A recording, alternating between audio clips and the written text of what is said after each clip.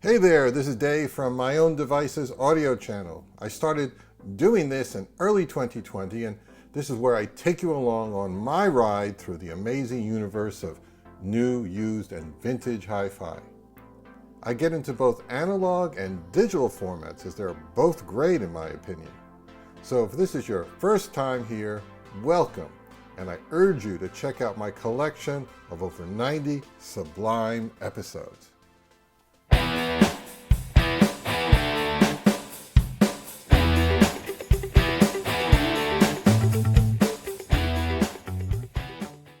I've made a couple of vinyl record cleaning videos in the past, with the last one after I purchased an iSonic ultrasonic device. And it's been working great. But a few months ago, I noticed that even after 15 minutes in the iSonic, there was still a bit of surface noise. So it got me thinking.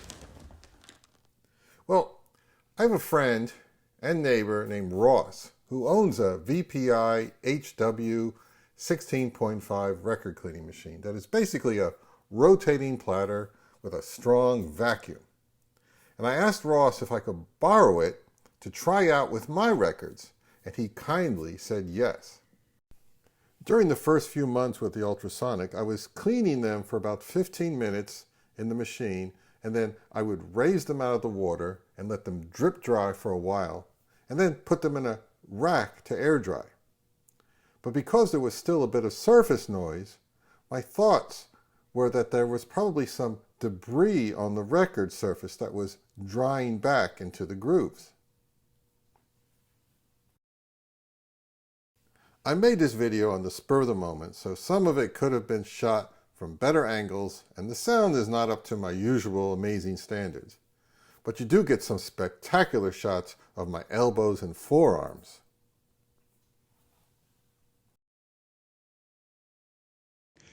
I made a video last year about my record cleaning process, and since then I've added a few new wrinkles and a few new steps to it. So the first step is, if it's a very fingerprinty used record, looks like it's got a lot of fingerprints on it, I give it a vinegar Windex treatment and with a microfiber cloth to get to cut the grease on the fingerprints, because I don't think the other methods do much for, the other steps do much for fingerprints. So that's that station. Then it'll go into the spin clean. And I give it a few rotations in the spin clean. Then it goes to the ultrasonic. And then it goes to the VPI vacuum. All right, this Blondie parallel lines definitely has some fingerprints on it. It's pretty clean. I don't see many scratches or scuffs, but there's definitely fingerprints. So this is gonna receive the vinegar Windex treatment. So what I do is I get a little spray around the outside here, and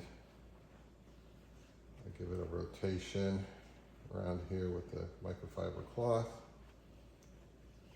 just to clean it, maybe to cut the grease. Do the other side.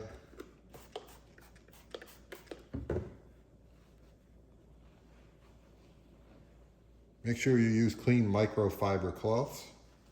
These have just come out of the laundry.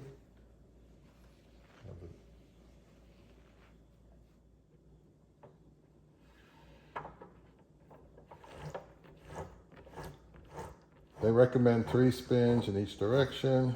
I think it's 3, okay, another way. Somebody said, why aren't you wearing gloves when you do this? Come on, man. I'm not wearing gloves while I clean records. Give me a break. I pull it out, let it drip dry for a couple seconds. And now it goes into the ultrasonic. This particular apparatus holds 5 records. So when I do 5 records, then it'll be time to lower them down into the water and turn on the ultrasonic.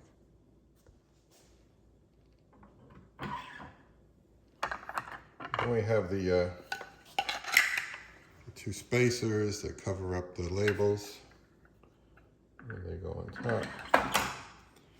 And then it's ready for the next record. Now the reason I do the spin clean is just to get the initial dust and grime off the record. So it gets most of it off, or a lot of it off, before it goes in the ultrasonic. And the ultrasonic water stays cleaner for longer.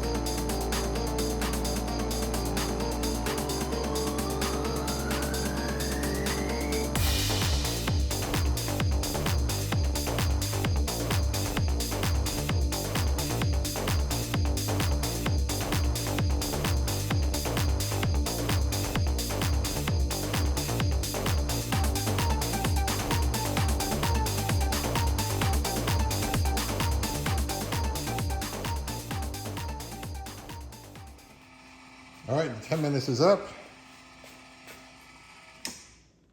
Turn off the power on the motor. Got this little acrylic block. I lift it up, stick it underneath. And I let it drip dry. I let it drip dry for a few minutes before I put it on the vacuum.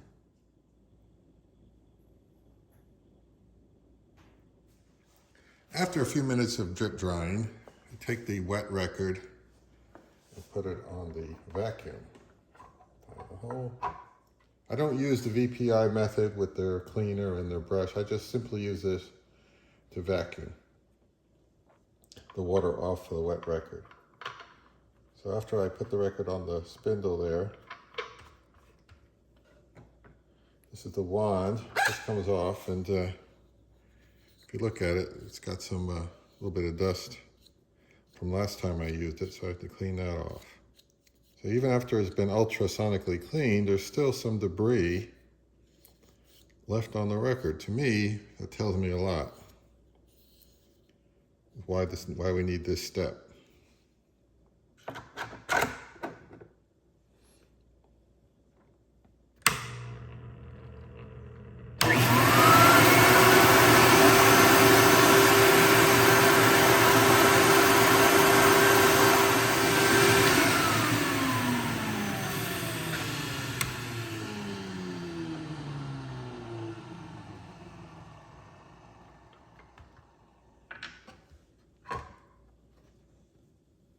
Now the cork on the platter here is going to be wet, so I dry that off with this cloth here. Then I put it down. You don't want to put dry record down on the wet surface.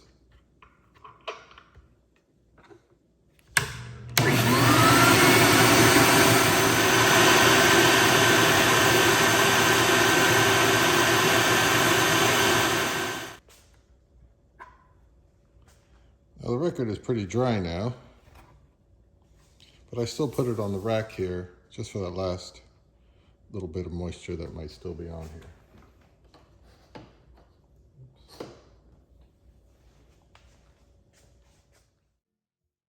This vacuuming step has made a huge improvement in how my records sound. Much, much, much quieter now. And it just makes sense. You quickly get the water and any dirt that is in the water off the surface of the record. All right, after a record's finished drying on the rack for a little while, so nice and clean and dry. This is the Robert Cray album. I put it in a poly-lined sleeve rather than use the one that, usually the kind of crappy one that came with it, which is just paper. You don't want to use old paper. And then I do that popular technique that a lot of people do, the poly outer sleeve, and I put it in there like that. I can get it in there.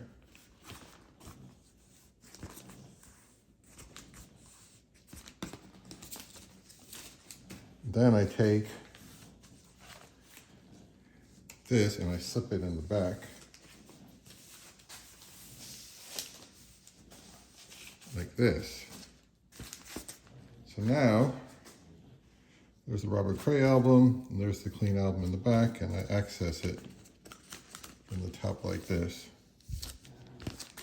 So I do this in order to preserve the album sleeve and the record for as long as possible. I like the convenience of reaching out, pulling it out of the top like this, rather than having to pull it out of the side. So there we go. And my question is, and people often ask this, right? Should I clean a brand new record? Well, this just arrived from Amazon. And I would say, absolutely, whoops, I didn't tear. Oh, I didn't tear either, come on. Absolutely clean brand new records. Why? Because record plants are dusty, filthy places. Now, I went to go see Bob Mould a few nights ago here in locally, and this is issued originally on a CD, and this came out in what year did this come out? Early mid-90s, early 90s. Bob Mould started a band called Sugar, and this is their first album called Copper Blue. And this is obviously a modern reissue. And a few months after the album came out, around Easter actually, they issued an album called Beaster. I remember that came out on Easter. And this is combining the two albums, Copper Blue and this EP called Beaster, which has 6 songs on it. So that's kind of a cool value. It was like $25. Anyway, so yes, definitely clean, brand new records, even if they're sealed and everything, because I guarantee you there's lots of dust and grime trapped inside this album. But there's definitely a few specks of dust on this. There's probably a lot of dust I can't even see. So definitely clean a brand new record. The VPI record cleaner is pretty pricey at around $1,000 new. So I made an arrangement with Ross. If he allows me to keep it at my house, I will clean the records from his collection at the same time I do mine. And he brings over about 20 LPs whenever I do a session, and I give them the full treatment. And it's been working out great for both of us. Anyway, thanks for watching, and if you found this video informative and entertaining, please consider subscribing and don't forget to like it if you haven't already done so. And if you really want to become a My Own Devices insider, where you can get early ad-free access to my videos with extra content and behind-the-scenes stuff that I don't post anywhere else, not even my Instagram, please check out my Patreon page at patreon.com/myowndevices and join for a very reasonable price. Thanks again. Bye.